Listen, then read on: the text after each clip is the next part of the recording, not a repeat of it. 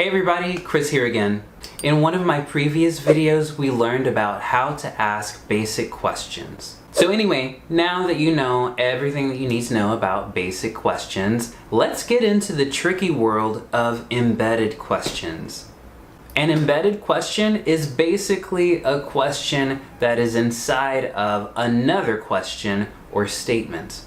We can use these embedded questions in the following situations: to politely ask questions, to talk about having or not having information, and to report thoughts, feelings, and ideas using reported speech. So let's get to the tricky part, the structure of embedded questions. Don't be confused by the name. Embedded questions can be used in either questions or statements. As you remember from the last video, there are two kinds of questions in English: information questions and yes or no questions. Information questions start with a question word or phrase, and yes or no questions start with an auxiliary verb. Let's consider the following information question. How long is the flight? This is a direct question, and depending on how you say it, it can sound a little demanding or rude. If you want to sound a little nicer or more polite, you can add "could you tell me" to the beginning of the question.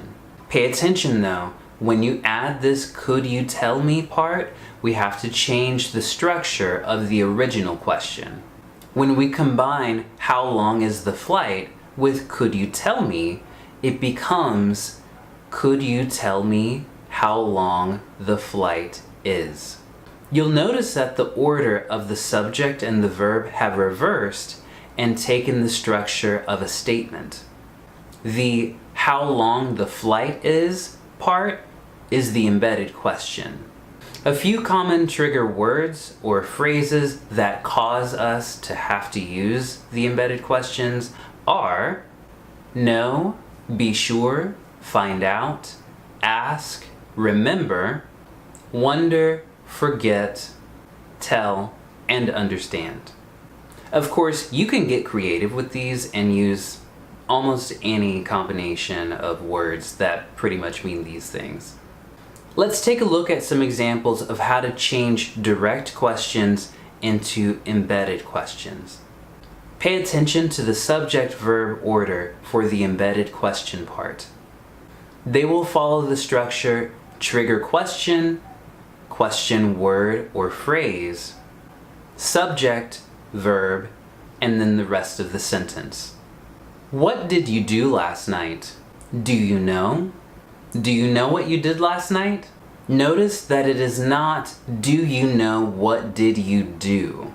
Here, the embedded question has to take the structure of a statement. You'll see what I mean in the other examples. How much cake did she eat? Are you sure? Are you sure how much cake she ate? I don't know. I don't know how much cake she ate.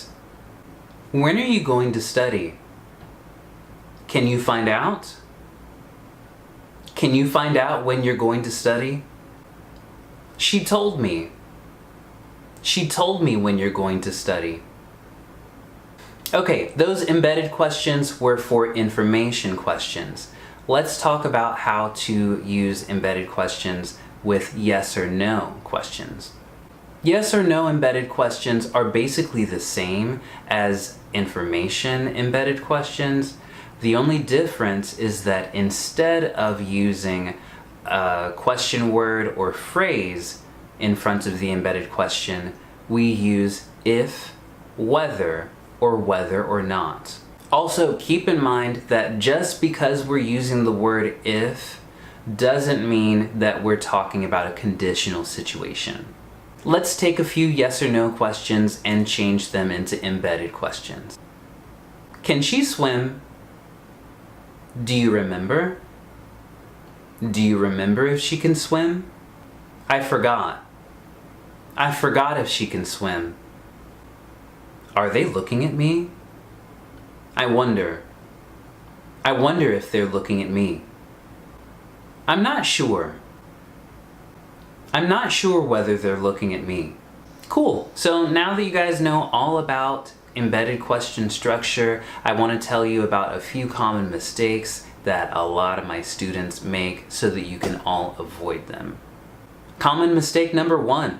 My students constantly forget to change the structure of embedded questions. Embedded questions take the structure of a statement, not a question. Weird, right? Common mistake number 2. We use contractions pretty often in English, but you cannot use a contraction of the verb to be when it comes at the end of an embedded question. So instead of saying, I know who she's, you would say, I know who she is. Instead of saying, do you know where they're, you would say, do you know where they are? Common mistake number 3 is especially for my Russian friends. You guys know I'm learning a little bit of Russian, and I have been studying how you guys use embedded questions in your language.